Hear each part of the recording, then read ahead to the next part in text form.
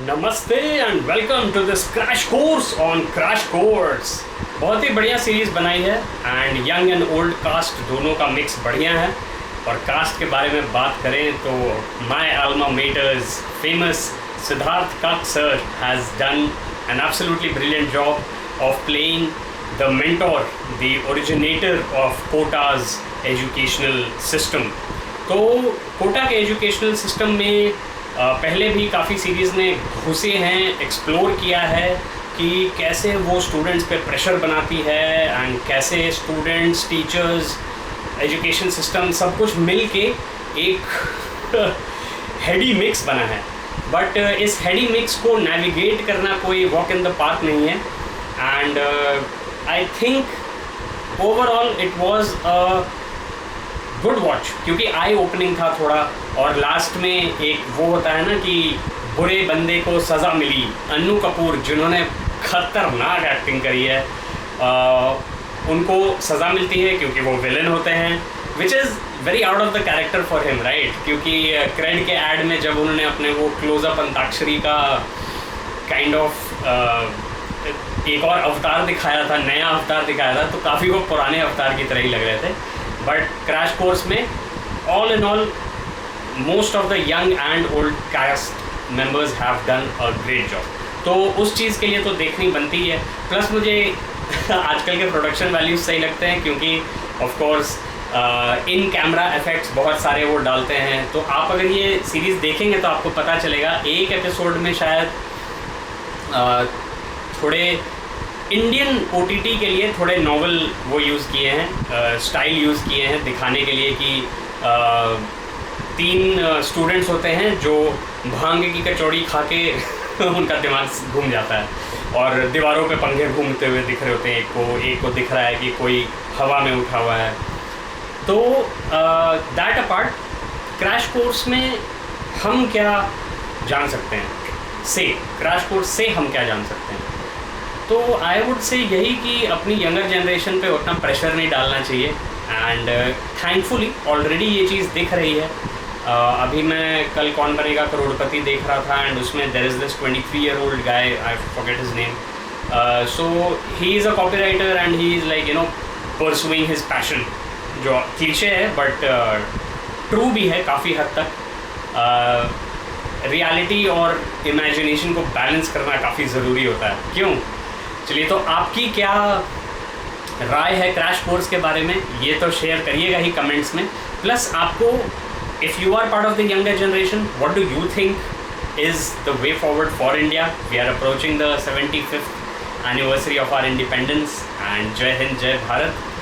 But the video is not over yet, picture अभी बाकी है मेरे दोस्त। ओके, तो क्रैश कोर्स तो चलिए सही है।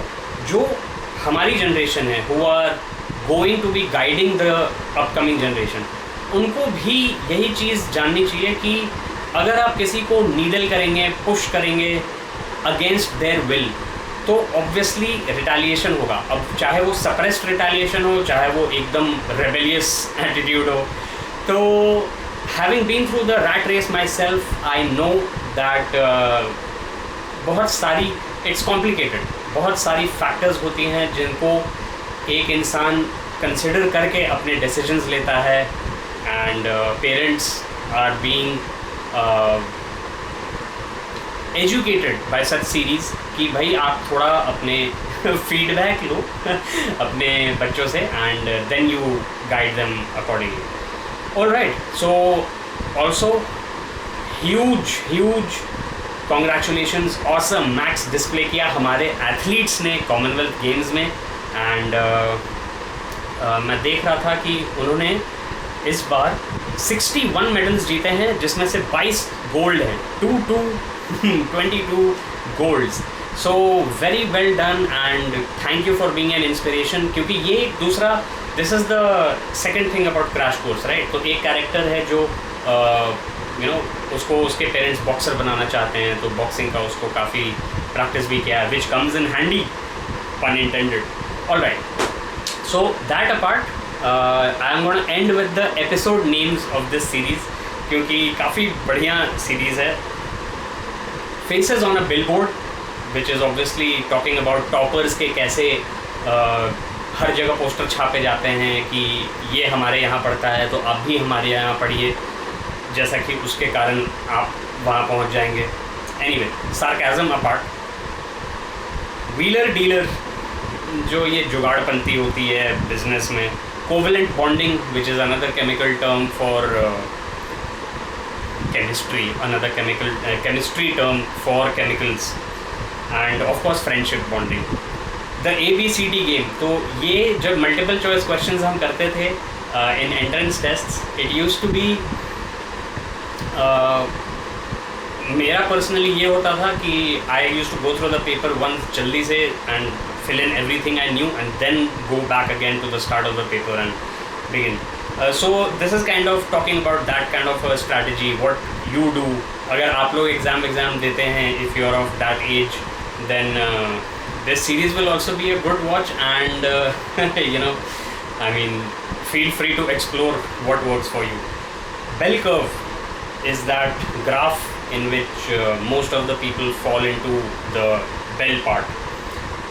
The loyalty test, this is where things start to get emotional in the series, and you know, friendships are tested, relationships are tested. Brothers in arms, so Siddharth का के जो कैरेक्टर हैं उनके दो बेटे हैं, and they are two brothers and they have a very weird sort of dynamic going which comes to a pretty bad end in the end. Alright, red-handed, of course, रंगे हाथों पकड़े जाना. Free falling. So free falling reminds me of a couple of songs also, but it's basically about the end of a life, right? So I mean, it won't be a big spoiler to say that towards the end of the episode, one of the characters commits suicide. So I will let it be a mystery for those of you who haven't seen it.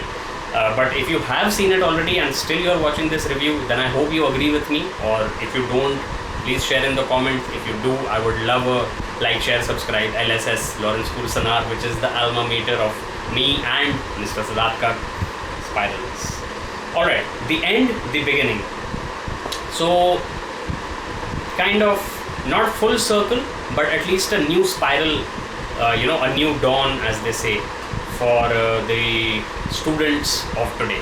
Alright, so with that, Namaste. Thank you so much for watching. I'm Axat, and that's it. See you in the next video, and stay safe, take care.